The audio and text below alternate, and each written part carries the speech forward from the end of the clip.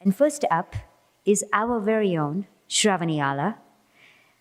She's been blessed to have been born into a spiritual family and has been a Sai devotee since a very young age. She attended and graduated from the Glendale SSC program and is currently a fourth-year medical student studying medicine at the Western University of Health Services. And she is going to take on so many more roles for us as a YA. We are thrilled to have her share her story. I offer my most humble pranams at the divine lotus feet of our beautiful Swami.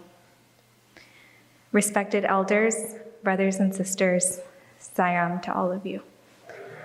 For those of you who don't know me, my name is Sravani, and I'm from Region 8.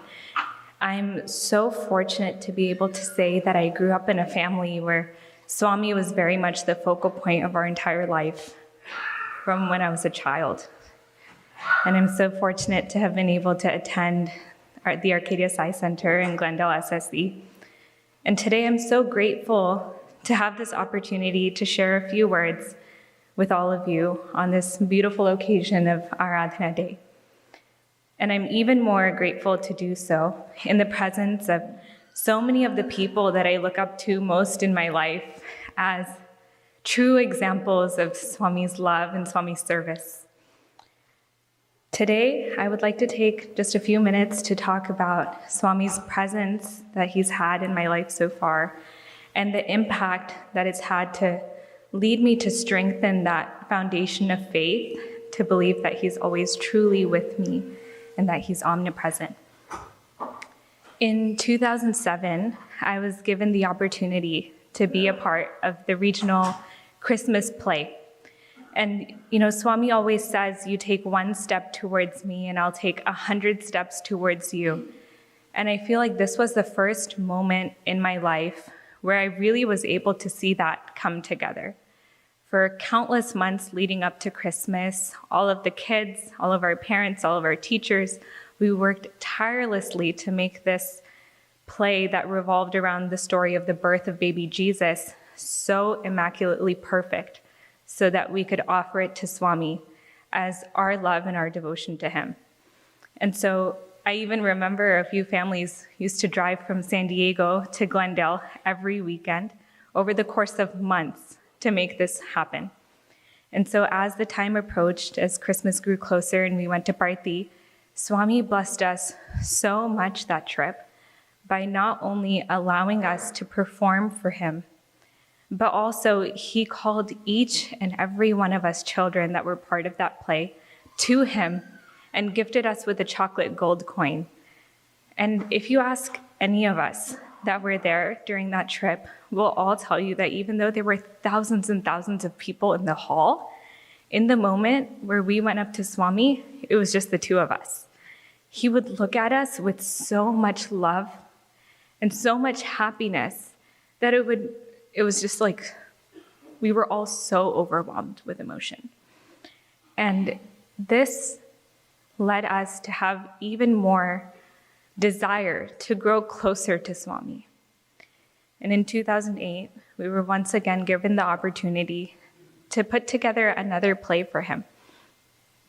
And this time, I was chosen to be one of the girls who would go up to Swami and offer him a rose at the beginning of the play. And I remember as I walked up to Swami and knelt in front of his chair and extended my arm with that one rose, just looking at him and seeing the smile that he had on his face as he extended his arm to accept that rose. And even though there were no words exchanged in this, I truly feel in that moment that Swami had promised me that he was always going to be by my side for the rest of my life.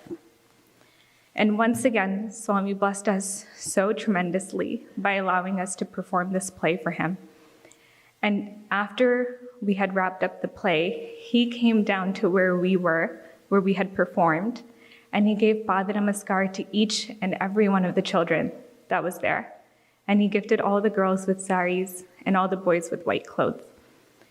And I remember on both of these occasions, in 2007 and 2008, The night before our plays, Swami had given a divine discourse. And in both of those occasions, Swami had outlined what the synopsis of our play was going to be the next day. And I remember all of us kids just staring at each other in awe and not being able to believe that Swami had known what we were going to do, that he had predicted the future. And I think this all led us to believe that all of the lessons that our Bal Vikas teachers were teaching us, that Swami is all-knowing and that he's always with us, was actually true. And though I grew up in California and have only seen Swami a very small handful of times, it was these experiences that built that connection and that desire to always remain close to him and to start to build that faith that he was always with us. And as I grew older and as Swami left his physical presence, it was those moments that allowed me to have that confidence that no matter what happened, his hand was always going to be in our lives. Today, I wanted to take just 2 examples of the times that I have felt his presence so tremendously in my life. The first one was my senior year of high school. It's a time where all of us are slightly confused because we don't know where we want to go for college. And for me, I didn't know if where I was applying or where I wanted to be was necessarily where Swami had wanted me to be. And so I remember having conversations with my parents and my teachers and my friends, but this confusion always was just in my mind, like, how do I know, Swami, that you want me to be where I am? And so I came to realize that the only way was for me to get that answer from Swami. I needed to have that answer from Swami to clear that confusion. So I started talking to him over the period of weeks. Swami, tell me where you want me to go. Because I wanted to be 100% sure of the fact that wherever I ended up was where he wanted me to be. And a few weeks later, I had a dream. And in this dream, my parents and I were all sitting in our home at our altar, looking up at Swami's picture. And I was holding a brown envelope in my hand. And as I opened the envelope and pulled out this piece of paper, it had said, "Congratulations on your acceptance to Nova Southeastern University." And when I woke up, I remember being very confused because I had never heard of this college. I didn't know if it existed. And so I did my quick little Google search, and not only did it exist, but it had everything that I wanted in a college, including a very strong pre-medical curriculum, job opportunities, research opportunities. And now as I look back at my experience through undergrad, I come to realize that it was the biggest blessing that I could have had in my life because of the tremendous amount of learning that I was able to do while I was there. The second example happened not too long ago. I've always known that I've wanted to work with children in some capacity because I feel like they're the truest examples of Swami's divine love. And I feel like I'm able to feel their presence, feel Swami's presence so greatly whenever I'm around children. And so one night, one of our family friends had come over to dinner, and she had started talking to me about some of the experiences that she had with Swami and some of the experiences that she had as an SSC teacher in South Africa. And I remember being so touched by everything that she was telling me, and I said to her, I hope one day that I can have the opportunity that you have to be able to work with these children and feel Swami's love and also have a positive impact on their life. And that conversation ended, and I didn't really think much more of it. And a week went by, and I got a call from Sravani Auntie, who was one of my SSC teachers. And we started talking, and she asked me if I would be willing to come in and speak to her girls about the impact that faith had in my life as a college student. And we talked about a few other things, and towards the end of that conversation, she had asked me if I would want to teach SSC at the Glendale SSC Center. And up until that point, every time I have consciously felt Swami's presence, it was because I connected to him and asked him through my prayers. But this was the first time that I truly began to realize that Swami's not only listening to our prayers to him, but he's listening to every conversation that we're having.